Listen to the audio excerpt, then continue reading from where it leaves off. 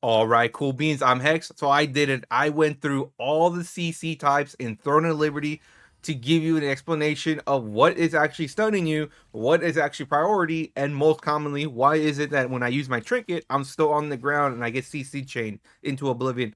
So let's go over the basics of CC and Throne and Liberty. So the basics is any NPC CC cannot be purified. So there is a little item in this game called the trinket, or I call it trinket. It's called the Purification Stone.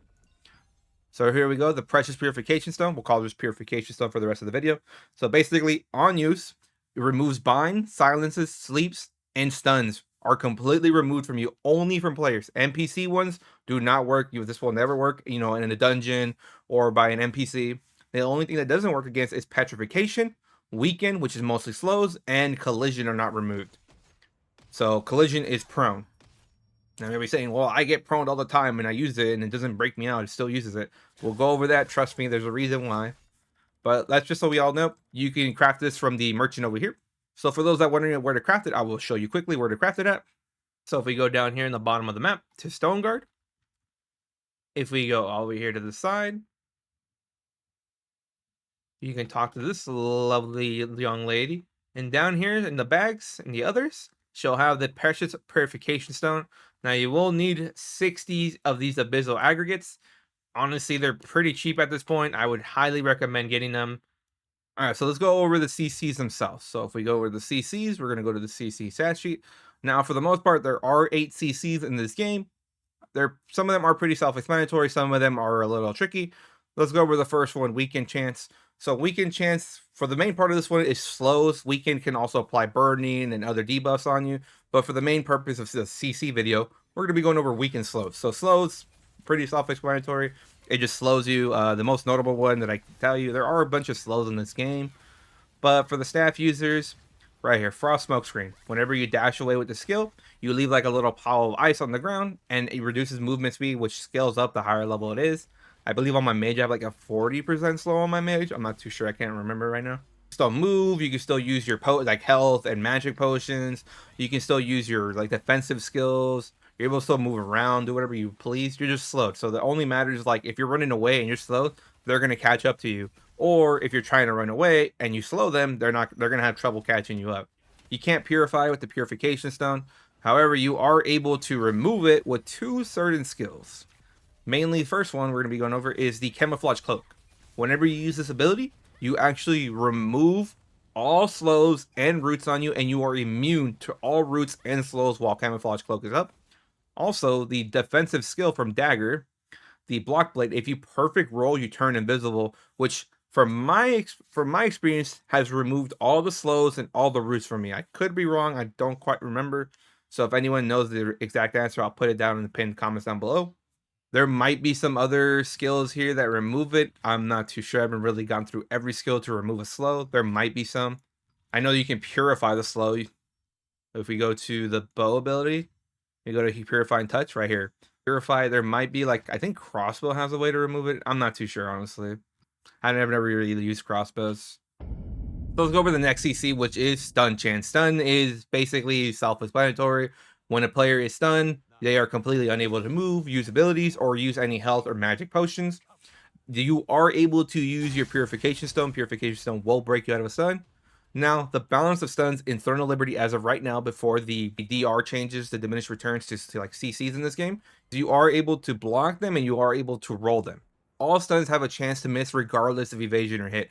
I can have a million hit and you can have 0 evasion, and there is a chance that I will miss my stun. Don't believe me? Let's go over the skill. Most commonly is Stunning Blow. So Stunning Blow, you have a chance to hit the ability and then an 80% chance to stun the target after. There is times where you can actually do damage with this ability and you will miss the stun, or you just miss the ability straight up. That's just going to happen regardless. Now you might be saying, well, there's a specialization that adds hit chance increase, right? No, this increases the chance to hit the initial ability, but the 80% chance to stun the target is always an 80% chance. Now you're saying, if you don't believe me, if we go down to Devastating Smash, let's go to Devastating Smash itself. It has a 70% chance to stun you at max level, right there. Now, if we go to the specialization, chance increase, the stun chance increases by 15%. Not the ability itself, the stun chance. So it goes to an 85 stun chance. That's why this one clearly says skill hit chance only, not stun chance. We all know the, ever so lovely CC combos from Greatsword, Stunning Blow, Devastating Smash, Proning. I believe Sword and Board might have a stun. Not too sure. I think more collision for Sword and Board and pulls. For the most part, all the stuns really come from Greatsword. I'm trying to think. I think Crossbow has like a half a second stun, might have that. But for the most part, all the stuns come from Greatsword. Very simple. Other than that, you can use your Purification Stone to break out of it. So now let's go over Petrification. Petrification is very similar to a stun, but not fully. Petrification fully makes the player unable to use moves, unable to move, unable to use skills or health or magic potions. Also, they cannot use their Purification Stone to break out of this. Counteract that, they are completely immune to being damaged and or healed. Now you might be saying, why would I want Petrify? It sounds terrible. Like, I want to be able to focus them down. The balance of Petrification is that it's a very long CC that can miss regardless of evasion and hit, similar to stuns, that makes a player miss on a large portion of this. So if we hop over to my mage real quick, as you can see right here, Icebound Tomb can go up to 6.3 second actual Petrification. So we right here, up to 6.3 freeze duration, which is Petrification right here. So you can basically get someone out of the fight for over 6 seconds with this thing. It's absolutely obnoxious. Can really turn the tide of a fight, mostly for small skirmishes, but it could also definitely work in GVGs if used right. You can also use this from a mile away. This thing has a very long range. Also, it also has a snare to anyone around the area. So that's where the balance of Petrification is. Usually to get someone out of the fight, especially really good in arenas. If you can turn a 3v3 into a 2v3, or have been in that scenario where the enemy team has 2 Petrifications and it turns a 3v3 into literally a 1v3, it could be a nightmare. It really is a nightmare. So that's where the balance of Petrification comes in. If you're petrified, you're kind of just SOL. You just have to wait it out. Nothing really you can do. You are immune to damage. The thing is, like, the mage could be doing that to get their cooldowns back. The thing is, Petrify is a very, very high risk, high reward ability. If you petrify the target that's on you and he's one shot, you're giving him time to get his cooldowns back. You're giving time for his teammates to close the gap. There's been times where we petrify somebody, not me, but I've done it before too when I was learning the game. I petrified the guy at 10 HP, right? Literally one shot. Literally one shot. If I didn't petrify him, we could kill him. Petrify goes out after 3 or 4 seconds. His healer's right there healing him up already as soon as he breaks out. And we drop the kill. Now, there is another form of Petrify, which comes from the Talus Staff. For those wondering why the Talus Staff is so good, is whenever the person that has the Talus Staff equipped, so let's say I have a Talus Staff, and you stun me, I instead become petrified for 1 second. Completely immune to all damage on all CCs for 1 second, and also nullifying your stun. So basically, I just made you waste your stun, and I can do whatever I need to do right after. This does not put petrification on your enemy. This gets you petrification to the user themselves. So let's go over the next CC, which is Sleep. Sleep basically makes a player unable to move, use abilities, or use any health or magic potions. Now, you are able to use your Purification Stone on this, and I highly, highly recommend using your Purification Stone on this, because if someone gets a big sleep, like if you're solo slept in a big GVG, not the end of the world. If you are like huge clump stack, like 8 of you guys slept, I recommend you breaking it right away. Now, the balance of sleep that comes from it is that it's just like stun or petrification. It does have a chance to miss regardless of evasion or hit. Also, on top of that, any direct damage, with a few exceptions of like specific wand abilities and dots, will break the sleep early. So if you hit someone with an ability that someone has slept, you will actually get them out of the CC. Any pre-placed dots will not get them out of the CC, and like specific wand abilities will not get them out of CC sleep. There's one here from the wand, I believe it's Touch of Despair, right? At the bottom here, does not wake sleeping targets. There might be a few other ones that don't, maybe some specializations, but there are some wand abilities that won't break their sleep. There's also a specialization in deep sleep where you can actually make it to where it takes 2 direct hits to break you out of sleep. So there is that. Now there is another, so this specialization will not work on the Chernobog Sword and Board, because there is a Sword and Board in this game called the Chernobog's Blade of Beheading. Basically, the passive is blocking a melee attack decreases the attacker's move and attack speed by 30% for 3 seconds and applies Sleep Curse for the next 3 seconds with a cooldown of 30 seconds. That specialization for that one ability will clearly not work on this because it's a Sword and Board ability. So yes, as I said, sleep basically mostly comes for wands. There are a few other nuances maybe that can do it, but as of right now, It's mainly from one. It's to set you up. They can do a big sleep, big spread of sleep, and set everybody up. I highly recommend if you do get CC'd by this, break it if you are in a GVG.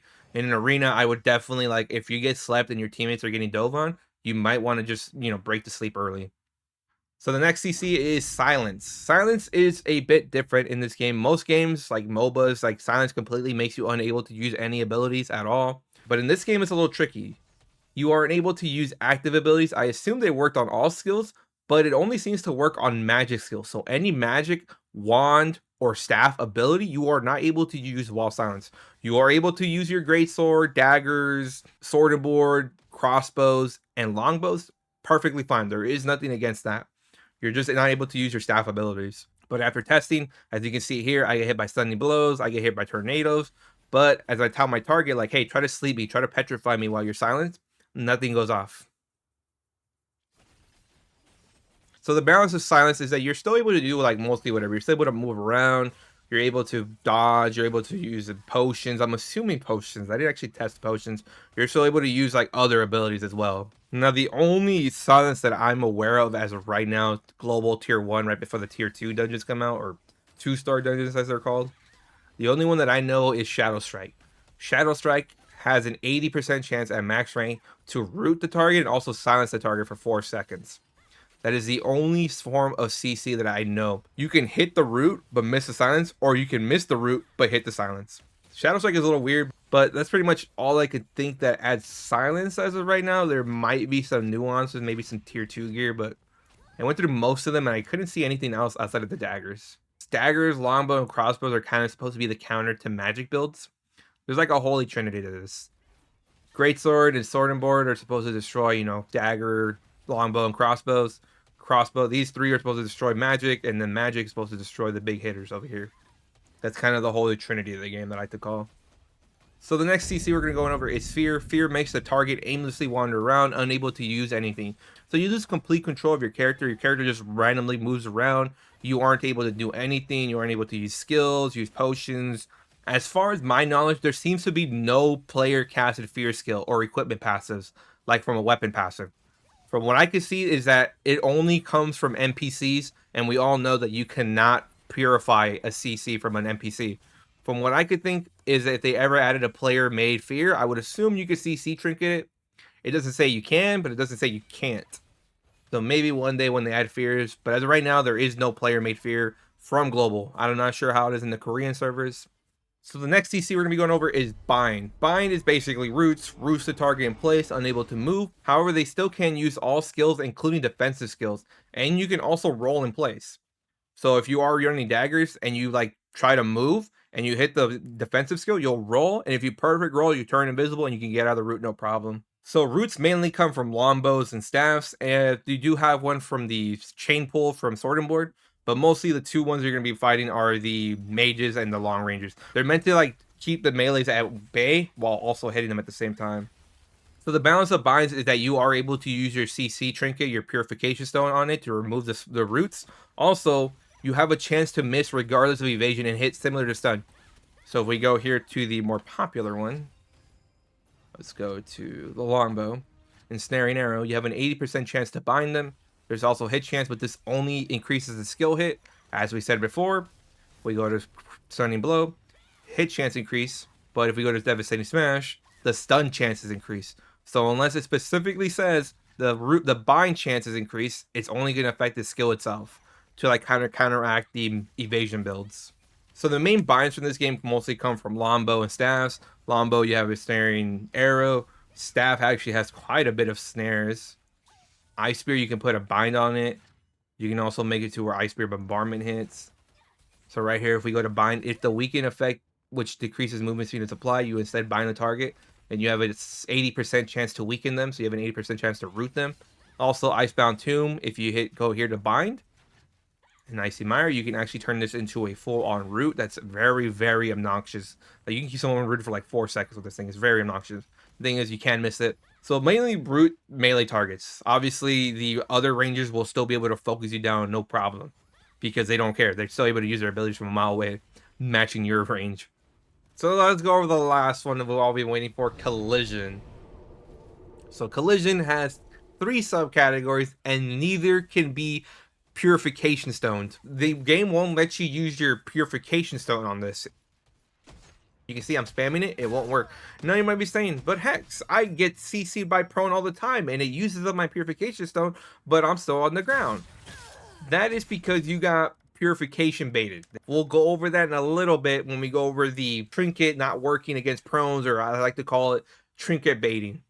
They have collision pull, or collision push, or collision prone. Pretty self-explanatory on collision pull, pulls the target towards the caster, and collision push either pushes the target away or pushes them up in the air like the tornado skill, where they can't do anything in the air. Also, only ranged and magic abilities can hit them. Now, while lastly, collision prone is a knockdown and the most devastating CC in the game, making the player unable to move, use skills or potions or the Purification Stone, and is able to be hit by all targets. Melee, range, and magical can all hit a prone target, while Greatswords get greatly increased damage to prone targets. Most notably, Guillotine increasing its damage by roughly 33% extra damage. Now, the balance of collision is that it has a chance to miss regardless of evasion or hit, and it typically needs setup.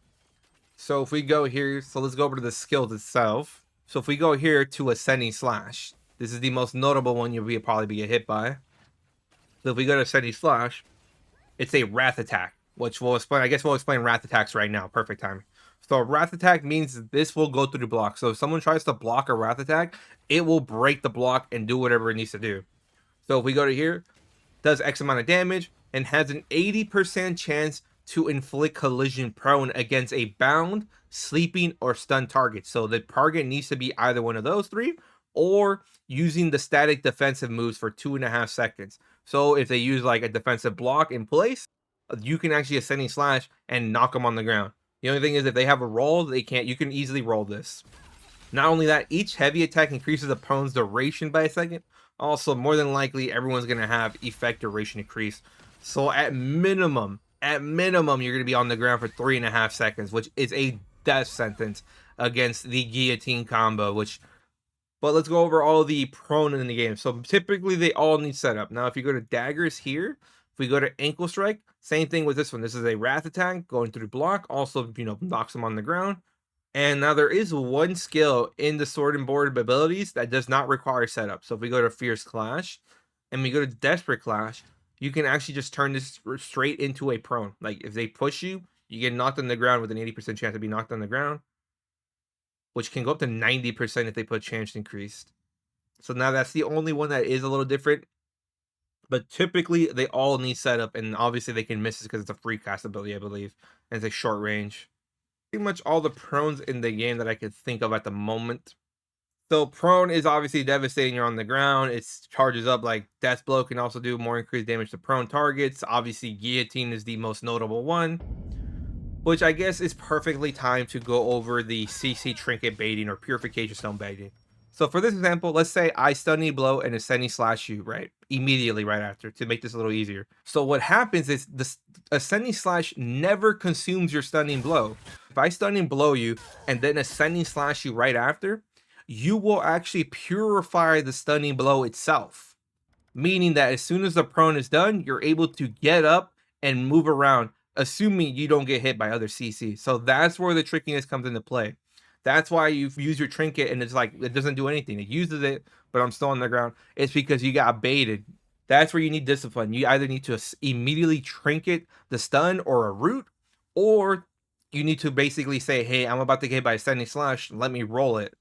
Now, the thing is, ever since a lot of people have been getting the Purification Stone and they realize how powerful prones are, more than likely, a lot of people will just roll or they'll use their Purification Stone right away to prevent the Ascending Slash from hitting them. So I hope this does help out. This also does work the same for roots. So right here, if we go to Shadow Strike, we can make it a 3-second root, right? Boom, 1 from the specialization. So if I Shadow Strike you and then immediately Ascending Slash you right after, and you Purification Stone that, you're actually just removing the root. But I already have you prone, so I don't care if you remove the root. I don't really care. I got you on the ground. So that's why you want to have discipline on your Purification Stone. Just realize, hey, is my character set up? Hey, where's the Greatsword user? So the balance is, so I guess this follows up to the next segment, is preventing CCs. You need to learn your matchup. In arenas specifically, Greatswords are keen in there because, you know, it's an enclosed area. They have a good chance of catching you up. So the main thing is you just have to prevent it. You have to realize, where's the Greatsword user? Am I peeling for someone that gets hit by a Greatsword user, or is someone peeling for me? So think about this game. Someone has to peel for you. It's a team-based game in arenas. It's a team-based game.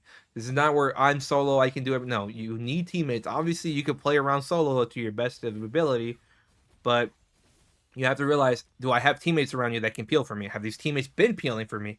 Can I peel for this teammate if he gets jumped on? Now, the next step is, obviously, if you're solo, let's see how I can prevent it. Let's say I'm on a 1v1. We're both solo. I need to know if it's a Greatsword user, he has to close the gap. He has to close the gap. So either he's going to close the gap with Precision Dash. You can either root him out of that. What you could do is, if you use Precision Dash, just spam your stun ability. If you're also a Greatsword user, you can just spam your stunning blow. That way, as soon as he comes within range, you hit him immediately. Or if they're daggers, they might jump on you with Shadow Strike. Spamming your CC, like your stun, or your sleep, or your petrification.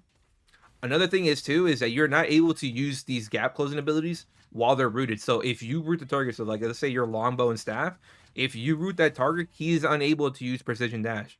They are unable to use Shadow Strike. So that's another way to prevent CCs. But now let's say they jump on you, right? They jumped on you, they got the Shadow Strike off you, they jumped you. You just have to know that at any moment anyone can Shadow Strike you, right?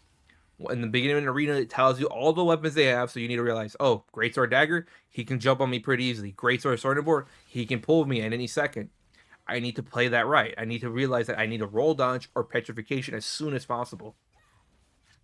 Another thing is too, like, you have to learn to, like, if you're against a Greatsword user, you might just want to start roll dodging. You may want to roll dodge, or if you're daggers, you might want to use your cloak as soon as possible. So I hope that does help out quite a bit. If you are a little confused, leave them down in the comments. I'll give you more clarification, but I think I did an okay job. So now let's go over the last question that I asked myself too, is like evasion versus resistance. And for we realize, like, if you can evade the stun, you won't get stunned, right? So like, why would you want to build resistances? Now for that specific one, yeah, I recommend that if you don't want to get stunned, I recommend melee evasion. Typically for squishier builds, like magic builds can build melee evasion. Now, you know, archers and crossbow users more than likely will not be able to, because their leather armor, they can't build melee evasion. But the main one that goes into it is collision. Collision chance and collision resist go into two things. Because if we go to the skills right here, sword and board collision, right here, strategic rush. This is a melee ability. Desperate clash, ascending slash. These are all melee abilities. And also there is a ranged ability called Tornado.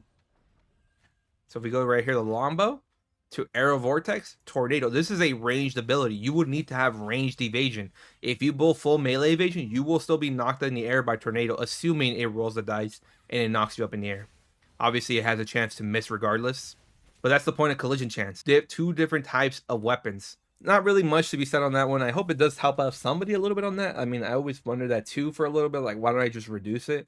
Now, I recommend, like, as a melee build, I might be going bind resist, because getting binded as a melee build is detrimental, and especially when you're getting outnumbered and not having your, like, using your cloak early because you got jumped on by 4 people, it can be detrimental to get rooted. So I might start building bind resist, because bind resist is another perfect example, where if we go to bind resist here, you can get bound by a lot of things. Greatsword can bind you. Sword and board can bind you from chain hook. Daggers can bind you. Longbow can bind you. I think crossbows might be able to bind you too, or maybe just slow in a half a second stun. I know staff can def. So all three, melee, ranged, and magic, can all bind you. So you are able to resist all of them. Now resist is similar to evasion. So if you have more resist than them, you are not guaranteed to do it. So let's say I have an extra 50. Let's say my bind chance, right? Bind chance is 230. Let's say you have 250. You only have a roughly, like, after DRs, like a 17% chance to avoid my root. It's kind of like evasion, how evasion works. So if you have 231 bind resistance and I have 230 bind chance, you're not guaranteed to be like, oh, I'm going to be immune to all roots. No, that's not how it works. You need to have way more bind chance. It's kind of like a roll the dice, kind of like evasion. The more you have, the higher chance you are to basically resist it, to avoid it.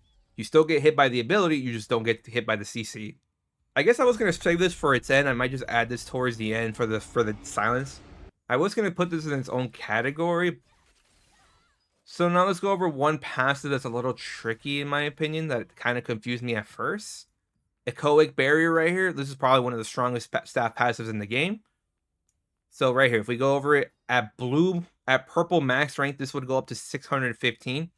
So the main thing is decreases silence durations by 2 seconds. Straight up, very solid passive. It turns the 4-second silence from Shadow Strike into a 2-second. On top of that, you get silence, bind, and sleep resistance for 9 seconds if you are hit by the respective CC debuff. Meaning that if I root you, let's say you have a Echoic barrier and I root you, you don't get the 415 or 615 at max rank resistance until I hit you initially. So if I hit you, it's going to root you, right? Boom. Now for the next 9 seconds, you then have that much resistance to the next root. So if I get this for my root, this does not give it to me for my silence or my sleep. So if I get hit by a root, I only have root resistance, or bind resist they call it in this game. So if I get silence, I only get silence resistance. If I get slept, I only get sleep resistance for 9 seconds. So the first one's gonna hit you. This is to prevent you from like getting absolutely just CC chain, getting absolutely root spammed into sleep spam. This is to prevent you from root. So I hope that does clear out a little bit because this did confuse me at first. But all right, cool beans. I hope this video was insightful and very helpful. I did go through like most of the CCs in the game. Obviously, I can't test every CC in the game because there are skills that do this and do that. But we went over the major types. We went over like what prones are, stuns, all what they do, what they can do, what they're capable of, how they should be countered, all that good stuff. So if it did help you guys out, please hit the like and subscribe button. It really goes a long way. Greatly do appreciate it. Also, I do plan on streaming more Throne of Liberty as time goes on. I am a free-to-play player. I have my Ravager here, and I also do have my Mage on my other. I have 2 characters full free-to-play. I mean, my gear score isn't the best. I'm 3154, but I'm able to compete with some of these people with 3700 gear score. Just letting you know that free-to-play is possible. I probably would be 3500 if I focused on one character, but I have 2 characters right now. Have some decent lucent. But besides that point. But as always, hope you guys did enjoy the video. Like the video if you liked it. Comment your thoughts and inspiration for the video. Also, anything I might have missed out. What video I should do next. Subscribe for more. But most importantly, stay Zergin.